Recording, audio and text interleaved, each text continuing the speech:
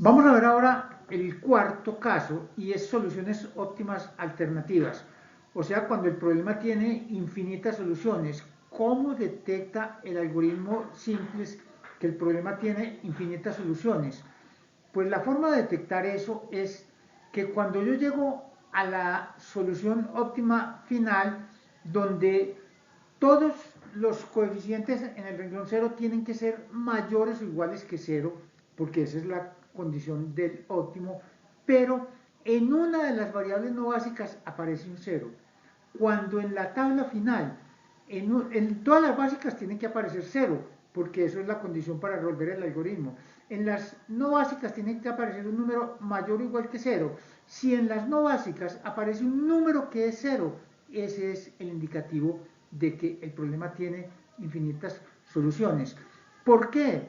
Porque ese coeficiente que está en el renglón cero es lo que incrementa el valor de la función objetivo por cada unidad que entre yo a la base, si entrara esa variable no básica.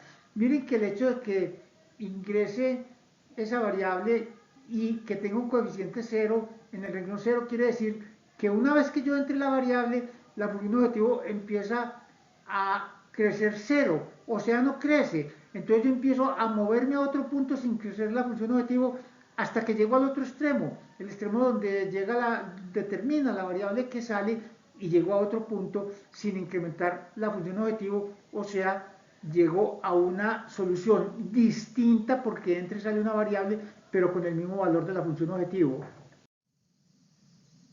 Retomemos el problema de la Windows modificado, o sea que la función objetivo no es 3x1 más 5x2, sino 3x1 más 2x2. O sea que cada puerta da 3 de utilidad y cada ventana da 2 de utilidad. Recuerden que eso lo habíamos visto en el análisis gráfico y que lo que se manifestaba ya era que la función objetivo, la familia de rectas de la función objetivo son paralelas a la tercera restricción. Pero yo necesito ver es cómo el algoritmo Simplex detecta que hay infinitas soluciones. Vamos entonces a tratar de resolver ese problema. Miren, aquí está la solución gráfica donde la familia de rectas de la función objetivo es paralela a la tercera restricción, o sea que a medida que yo la empiezo a desplazar como hacia arriba y hacia la derecha, cuando llego a la recta que se intersecta con los puntos 2,6 y 4,3, que ya no la puedo mover más porque ya si la muevo un poquito más ya abandona la región factible. En el punto en que está ya para abandonar la región factible tiene dos puntos extremos de contacto y cualquier combinación convexa, o sea, los puntos que están sobre ese segmento de recta son soluciones. Entonces hay infinitas soluciones. Pero esa es la forma gráfica que habíamos visto de detectar que hay infinitas soluciones. Ahora vamos a ver cómo detecta el algoritmo que el problema tiene infinitas soluciones, porque recuerden que si el problema tiene más de 3 variables ya no se puede graficar. Entonces hay que ver cómo el algoritmo Simplex detecta la condición de infinitas soluciones. Esta es la tabla inicial con el problema de la window modificado, o sea que las ventanas dan 2 de utilidad en lugar de 5. Entonces miren que la función objetivo es 1 menos 3 menos 2, 0, 0, 0, 0 y escojo la variable que entra. Hay números negativos, o sea que sé que no es la tabla óptima, la variable que entra es la más negativa y es x1. Entonces entra x1. Luego determinamos la variable que sale, me vengo dividiendo los lados derechos por los coeficientes de la variable que entra, que es x1. 4 dividido por 1 da 4, 12 dividido por 0 queda infinito y 18 dividido por 3 queda 6. Eso quiere decir que la variable que sale es x3, entonces calculo la tabla siguiente donde x1 reemplaza a x3.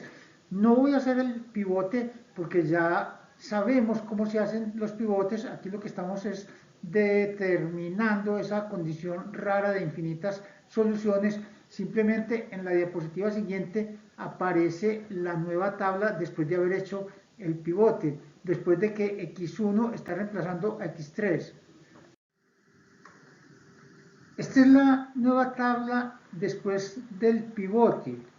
Miren que la solución es producir 4 puertas por semana, todavía no se producen ventanas, pero la tabla no es óptima porque hay un número negativo en el renglón 0. Entonces debo hacer otro pivote. ¿Cuál es la variable que entra? Pues x2, que es la única que tiene un número negativo. Determino la que sale haciendo las divisiones del lado derecho por los coeficientes de la variable que entra. 4 dividido por 0 queda infinito, 12 dividido por 2 queda 6 y 6 dividido por 2 queda 3. Luego la variable que sale es x5. Entonces entra x2 y sale x5 y llego a la nueva tabla que aparece en la diapositiva siguiente y que tampoco vamos a hacer el pivote. En la diapositiva siguiente aparece la nueva tabla. Esta es la nueva tabla después del pivote. Miren que esa tabla es óptima porque en el renglón 0 no hay valores negativos, luego esa tabla es óptima. ¿Cuál es la solución asociada con esta tabla? x1 igual 4, producir 4 puertas por semana, x4 igual 6, quiere decir que a la planta 2 le sobran 6 horas, y x2 igual 3, quiere decir producir 3 ventanas por semana, y eso da una utilidad de 18.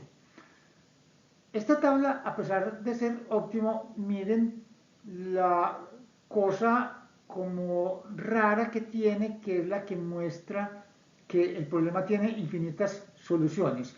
Las variables básicas son x1, x4 y x2. En el renglón 0, por supuesto, x1, x4 y x2 tienen que estar en 0 porque el algoritmo busca que las variables básicas tengan un 0 en la función objetivo. Pero miren que las variables no básicas son x3 y x5, donde debe haber números mayores o iguales que 0, pero no son todos mayores que 0. Hay uno que es igual a 0, el que está debajo de x3. Miren que el coeficiente de x3 en el renglón 0 es 0. Cuando el coeficiente en el renglón 0 de una variable no básica en la tabla óptima es 0, ese es el síntoma de que el problema tiene infinitas soluciones. ¿Por qué? Porque recuerden que ese número es lo que se incrementa el valor de la función objetivo por cada unidad que yo entre de x3.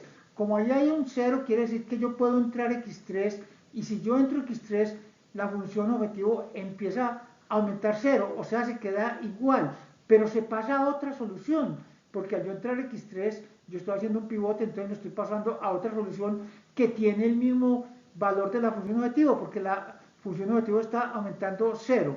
Entonces, el indicativo de que un problema tiene infinitas soluciones es que haya una variable no básica en la tabla óptima que tiene un 0 en la función objetivo. Yo puedo entonces entrar esa variable no básica x3 igualito como se entraría si hubiera un número estrictamente mayor que 0. La única diferencia es que la función objetivo no va a crecer. Ahora determino la variable que sale. ¿Cómo sé cuál es la variable que sale? Pues hago las relaciones del lado derecho dividido por los coeficientes de la que entra, y la variable que sale es x4. Hago un pivote entrando x3 y sacando x4. No vamos a hacer el pivote, simplemente llegamos a la tabla que aparece a continuación.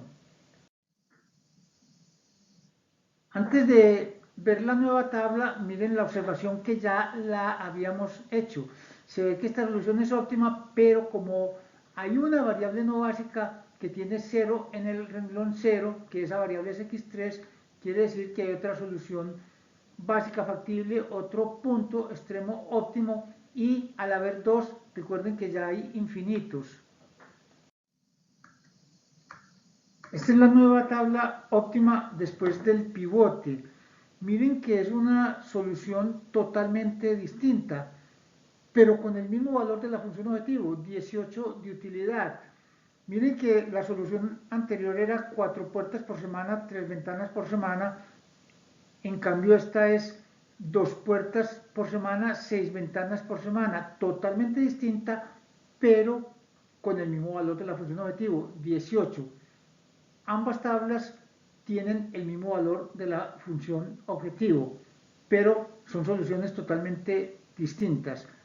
Miren que nuevamente aquí se presenta la situación de múltiples soluciones, porque es que eso es una propiedad del problema, no de la tabla. Miren que las variables básicas son x1, x2 y x3 que tienen 0 en el renglón 0, pero aquí aparece que x4, que es una variable no básica, también tiene un 0, que es el síntoma, el indicativo de que hay infinitas soluciones. Entonces miren que este problema tiene dos soluciones y al tener dos, cualquier combinación convexa también es solución óptima y por lo tanto tiene infinitas soluciones. Entonces que queden claro, la forma como se detecta que un problema tiene infinitas soluciones es si en la tabla óptima final aparece un 0 en el renglón 0 de una variable no básica.